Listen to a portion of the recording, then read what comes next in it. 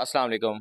आज हम आपको बताते हैं डिजिटल इन्वर्टर के बारे में जो 2025 का लेटेस्ट मॉडल है। ठीक है, जिसका मॉडल हम आए आपको पहले मॉडल दिखा देते हैं। आज इधर आओ, मॉडल दिखा देते हैं। पहले मॉडल है इसका 538 IA RA प्लस। अब हम इसके ना फ्रंट पे टच पैनल के बारे में बताते हैं। टच पैनल आप चेक कर लें।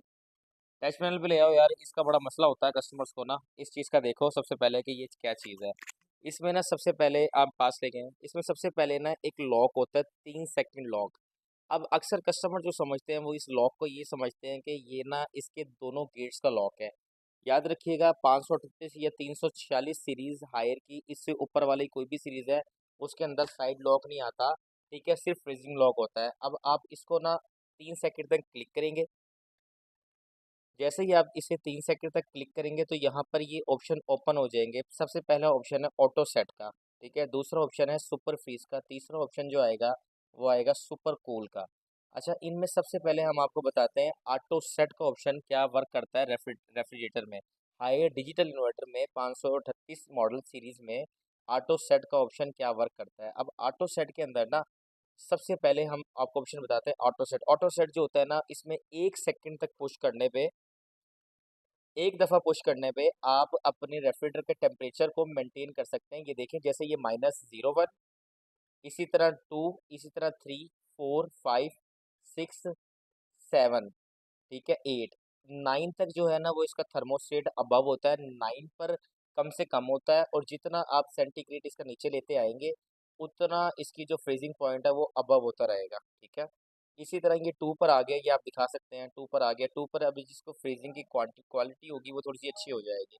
अच्छा, अगर हम अब ये नहीं करते, टेम्परेचर मेंटेन नहीं करते, आप रेफ्रिजरेटर को कहते हैं कि रेफ्रिजरेटर अपनी मर्जी से कूलिंग करें अपने मौसम के टेम्परेचर के हिसाब से, या फिर अपने अपने हिसाब से रेफ्रिजरेटर कूलिंग करें, तो आपने आसो ऑटो सेट पे लगा के इसको छोड़ देना है। ठीक है, ऑटो सेट पे लगा के ये 3 सेकंड तक लॉक का बटन दबाएंगे, फिर ये पैनल डिस्ट्रीब्यूट चलेगा नहीं। आपने इसको छोड़ देना है, ये ऑटोमेटिकली खुद ब खुद ऑपरेट करेगा। ये दूसरे ऑप्शन पे आते हैं। दूसरा ऑप्शन है सुपर फ्रीज का। सुपर फ्रीज का अगर आप ऑप्शन क्लिक करते हैं तो सुपर फ्रीज का मतलब ये हो जाता है कि ऊपर वाला खाना जो है वो आपकी फ्रीजिंग को मिनिमम मिनिमम 10 टू 8 गुना ज़्यादा बढ़ा देता है नॉर्मल कूलिंग से। ठीक है, ऊपर वाले खाने में, नीचे वाले खाने में नहीं, सिर्फ ऊपर वाले खाने में। इसी तरह हम दूसरे ऑप्शन पे जाते हैं सुपर कूल। सुपर कूल में ऊपर वाला खाना और नीचे वाला खाना दोनों की रेफ्रिजरेटर की जो कूलिंग होती है वो तकरीबन 10 टू 15% अबव हो जाती है, बढ़ जाती है नॉर्मल मोड से। अच्छा, अब हम इसमें एक और ऑप्शन देते हैं जो सबसे अच्छा ऑप्शन है, वो इसका इको मोड है। ये आप देख सकते हैं, इको मोड ऑटो सेट पे आकर टेम्परेचर को मेंटेन करके इको मोड पे कनेक्ट होगा, तब जाके इको इको मोड ऑपरेट होता है इसका। बाकी पैनल के बारे में बता दिया, अब आपको इसके अंदर के फंक्शन बताता हूँ। अच्छा, आपको सबसे पहले हम इसमें बताते हैं फंक्शंस के बारे में। फंक्शन सबसे पहले आप आ जाएँ इसकी FD inverter technology. FD inverter का मीनिंग आता है कि इसके कंप्रेसर के अंदर रूटर होती है, वो इन्वर्टर टेक्नोलॉजी के अंदर है। ठीक है, जो पूरा दिन भी अगर आप यूज़ कर रहे हैं तो ये less than 1 unit per day use करता है। ये पूरे दिन के अंदर 1 यूनिट सिर्फ सिर्फ जो यूज़ करता है, इससे ज़्यादा इलेक्ट्रिसिटी की सेविंग नहीं करता। दूसरी बात, इसमें एक टर्बो फैन है, ओपन करके चेक करवा देते हैं। ये टर्बो फैन है। टर्बो फैन एएसपी टेक्नोलॉजी के साथ आता है, जो बाकायदा तौर पर आपकी कूलिंग को सर्कुलेट करता है। आपके अगर लास्ट तक कूलिंग नहीं जाती तो ये उस कूलिंग को सर्कुलेट करके नीचे तक कूलिंग फराहम करता है, कोई भी प्रोडक्ट ख़राब नहीं होने देता। तीसरा एक बड़ा अच्छा ऑप्शन है, ये दिखाओ ज़रा। ये ये यूवी लाइट है रेफ्रिजरेटर के अंदर। यूवी लाइट क्या काम करती है? यूवी लाइट जो होती है वो बैक्टीरिया को किल करती है। बैक्टीरिया को किल करती है। अगर फ्रूट्स वगैरह के अंदर या कोई भी आपने प्रोडक्ट इस तरह की कोई फ्रिज के अंदर रखी है, उसमें कोई जम्स वगैरह लग जाते हैं या कोई भी इस तरह की चीज़ है, तो उसको ये बैक्टीरिया को किल करती है और वो लगने नहीं देती। जो सबसे अच्छी खासियत है वो इसकी ये आ जाती है, इसको हम कहते हैं रिमूवेबल गैस्केट। अक्सर आपने देखा होगा रेफ्रिजरेटर की साइड जगह जो होती है वो गल जाती है।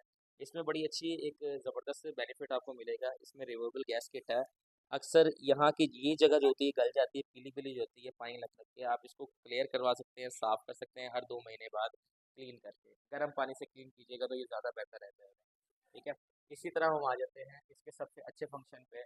हमने इस रेफ्रिजरेटर के ऊपर वाले पोर्शन के अंदर भी 2 एलईडी लाइट दी थी। यहाँ तक कि इससे हटकर इसके कॉम्पिटिट कंपनीज की बात करते हैं, उनमें 2 एलईडी लाइट्स नहीं आती। ये वाहिद रेफ्रिजरेटर है, या फिर हायर के कोई भी मॉडल सीरीज देख लें, उनके अंदर 2 एलईडी लाइट लाजमी होती हैं ऊपर वाले पोर्शन में, और नीचे वाले पोर्शन में भी इन्होंने एलईडी लाइट एएसपी टेक्नोलॉजी के साथ ये बड़ी एलईडी लाइट दी हुई है। ये दिखा दें। ठीक है। इसी तरह हम आप बात करते हैं ऊपर वाले पोर्शन में। ऊपर वाले पोर्शन में हायर के रेफ्रिजरेटर में 5 साइड कूलिंग होती है, 1 2 3 4 और 5, और पांचों साइड में सबसे पहले स्टार्टिंग जो होती है वो ऊपर वाले खाने से होती है, फिर साइड्स पर आता है, फिर इसी इस तरह नीचे सर्कुलेटिंग पे आपकी कूलिंग प्रोवाइड करता है रेफ्रिजरेटर हायर का। अच्छा, इसके अंदर ना एक सबसे बेस्ट ऑप्शन है वो ये सेंसर्स है। ये आप सेंसर देख रहे हैं, ये सेंसर 4 सेंसर हायर के अंदर दिए होते हैं। ये सेंसर्स का जो वर्क होता है वो ये वर्क होता है, ये कूलिंग को प्रॉपरली अपने सेंस करता है और सेंस करके उसी हिसाब से इसको मेंटेन करता है, जिस तरह मैंने आपको वाटर सेट का ऑप्शन बोला था।